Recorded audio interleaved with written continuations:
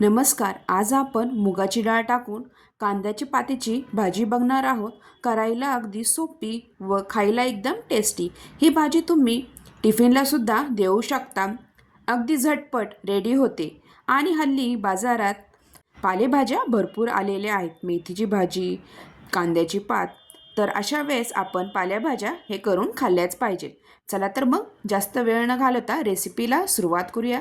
मी इथे एक जुडी एवढी कांद्याची पात चांगली धुवून व चाळणीमध्ये निथळ ठेवली आहे व थोडी इथे मुगाची डाळ भिजत ठेवलेली आहे. इथे तुम्ही 10 ते 15 मिनटं ही मुगाची डाळ भिजवून ठेवली तरी चालेल.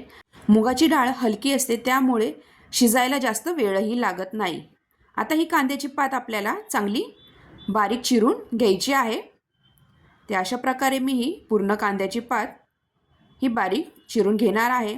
मेथीची भाजी करताना जशी आकसती तशी कांद्याची पात ही जास्त आकसत नाही, त्यामुळे एकजुडीची ही भरपूर होती. आपण मुगाची डाळ टाकली तर ही भाजी. तर अशा प्रकारे बारीक अशी ही भाजी मी सगळी चिरून घेणार आहे. आता इथे पूर्ण भाजी मी चिरून घेतलेली आहे व जे कांद्याचे पातीचे मोठे जे कांदे असतात तेही आपल्याला ह्या भाजीतच चिरून टाकायचे आहेत. तर अशा प्रकारे मी ही कांद्याच्या पातीतले कांदेही बारीक चिरून त्या भाजीत टाकणार आहे. कांद्याची पातीची भाजी खायला एकदम टेस्टी लागते. तर अशा प्रकारे ही आपली इथे भाजी चिरून झालेली आहे व साईडला मी हिरव्या मिरच्या व लसूणही चिरून ठेवलेला आहे. आता जो कांदा आपण पातीतला चिरलेला आहे तोही या पातीमध्ये टाकून द्यायचा आहे. आणि तुम्हाला ही भाजी तिखट झणझणीत हवी असेल तर तुम्ही इथे जास्त हिरव्या मिरच्या टाकल्या तरीही चालतील.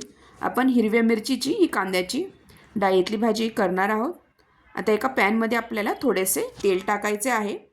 तेल चांगले गरम झाले की यामध्ये आपल्याला हिरव्या मिरच्या व लसूण टाकून द्यायचं आहे. आता हिरव्या मिरच्या आणि लसूण चांगला परतून घ्यायचा आहे.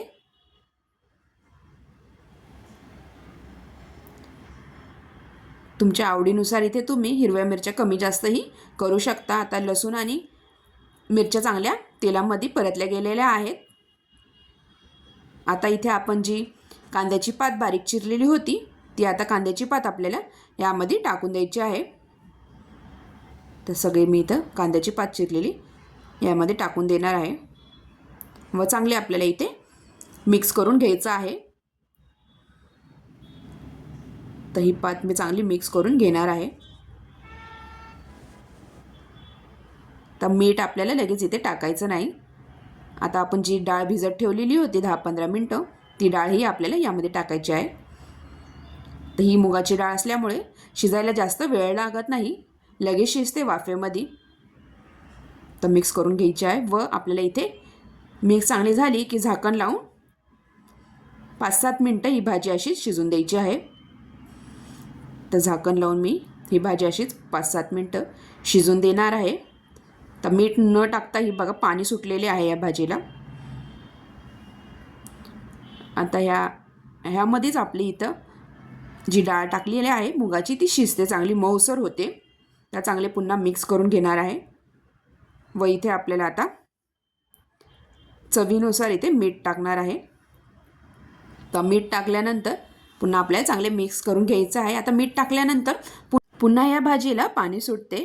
तर पूर्ण मीठ टाकल्यानंतर मिक्स करून घेणार आहे व पुन्हा आपल्याला 3-4 मिनटं झाकण लावून अशी शिजून द्यायची आहे ही भाजी.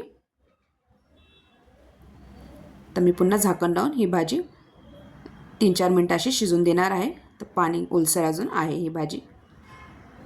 तुम्ही बघू शकता इथे डाळ शिजली आहे की नाही. तर पुन्हा मिक्स करून आता इथे चांगला कलर यावा त्यासाठी थोडीशी आपल्याला इथे हळद टाकायची आहे. छान कलरही येतो हळद टाकल्यामुळे. तर पुन्हा मिक्स करून तर डाळ मऊसर, जास्त एकदम मऊ पण नाही, चांगली मऊ थोडी झाली तर ही भाजी आपली झाली समजायची. पात तर लगेच शिजते. आता अजून 2-3 मिनटांनी तुम्ही इथं बघू शकता इथे डाळ ही चांगली शिजलेली आहे. इथे आपली भाजी रेडी झालेली आहे. छान मऊसर इथे डाळ झालेली आहे. आता आपली इथे मस्तपैकी कांद्याची पातीची भाजी रेडी झालेली आहे. आता यामध्ये आपल्याला शेवटी थोडासा चमचाभर एवढा शेंगदाण्याचा कूट टाकायचा आहे. तर मी इथे चमचाभर एवढा शेंगदाण्याचा कूट टाकून पुन्हा मिक्स करून 1-2 मिनटं अशीच भाजी परतून घ्यायची आहे. अशा प्रकारे आपली इथे मस्तपैकी कांद्याच्या पातीची डाळीतली भाजी रेडी झालेली आहे. तुम्हाला ही रेसिपी कशी वाटली नक्की कमेंटद्वारा कळवा व माझ्या चॅनलला लाईक, शेअर आणि सबस्क्राईब करायला विसरू नका.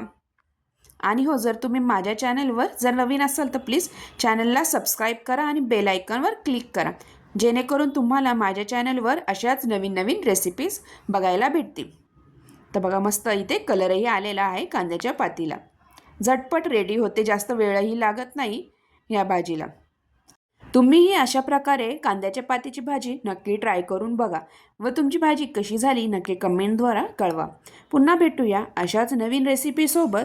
तोपर्यंत तुम्हा सगळ्यांना बाय बाय व तुम्ही हा व्हिडिओ शेवटपर्यंत बघितल्याबद्दल तुम्हा सगळ्यांचे खूप खूप धन्यवाद व थँक्यू सगळ्यांना.